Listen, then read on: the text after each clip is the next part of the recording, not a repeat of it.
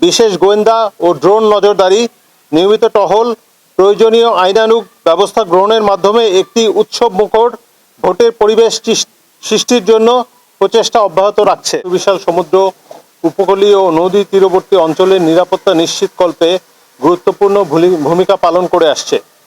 পাশাপাশি জনগণের জানমালের নিরাপত্তা রক্ষায় বিভিন্ন ধরনের অভিযান পরিচালনার মাধ্যমে কোস্টগার্ড উপকূলবাসীর নিকট আস্থার প্রতীকে পরিণত হয়েছে।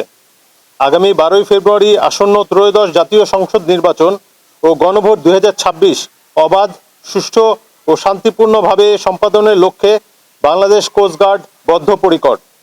নির্বাচন উপলক্ষে গত 18ই জানুয়ারি মোতায়েন হয়ে আগামী 14ই ফেব্রুয়ারি 2026 পর্যন্ত সর্বমোট 28 দিনব্যাপী বাংলাদেশ কোস্টগার্ড দায়িত্বাধীন উপকূলীয় ও নদী তীরবর্তী দুর্গম ও গুরুত্বপূর্ণ এলাকাসমূহের ভোট কেন্দ্রে দায়িত্ব পালন করবে। এরই ধারাবাহিকতায় কোস্টগার্ড সদস্যরা দক্ষিণ জোনের আওতাধীন ভোলা সদর, দৌলত খান, তজুমুদ্দিন, চরফ্যাশন, মনপুরা, মেহেন্দিগঞ্জ, হাতিয়া, বাউফল, রাঙাবালি, কলাপাড়া ও রামগতি উপজেলার ঝুঁকিপূর্ণ ও স্পর্শকাতর এলাকাসমূহে সর্বমোট 115টি ভোটকেন্দ্রে বিশেষ গোয়েন্দা ও ড্রোন নজরদারি, নিয়মিত টহল, প্রয়োজনীয় আইনানুগ ব্যবস্থা গ্রহণের মাধ্যমে একটি উৎসবমুখর ভোটের পরিবেশ সৃষ্টির জন্য প্রচেষ্টা অব্যাহত রাখছে।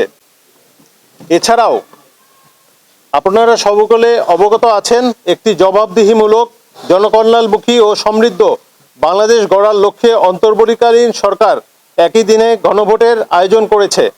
নির্বাচনকালীন আইনশৃঙ্খলা রক্ষার পাশাপাশি সাধারণ জনগণের ভোটাধিকার নিশ্চিতকরণে এবং যে কোনো ধরনের আইনশৃঙ্খলা রক্ষার পাশাপাশি সাধারণ জনগণের জানমালের নিরাপত্তা রক্ষায় বাংলাদেশ কোস্টগার্ড সর্বদা সতর্ক ও প্রস্তুত রয়েছে।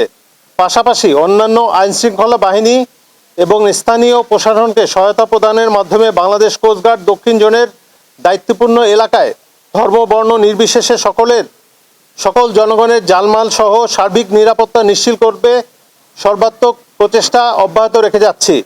একটি অবাধ, সুষ্ঠু ও নিরপেক্ষ নির্বাচন অনুষ্ঠানের পরিবেশ সৃষ্টিতে বাংলাদেশ কোস্টগার্ড জাতির নিকট প্রতিশ্রুতিবদ্ধ এবং তার দায়িত্ব পালনে সদা তৎপর থাকবে ইনশাআল্লাহ।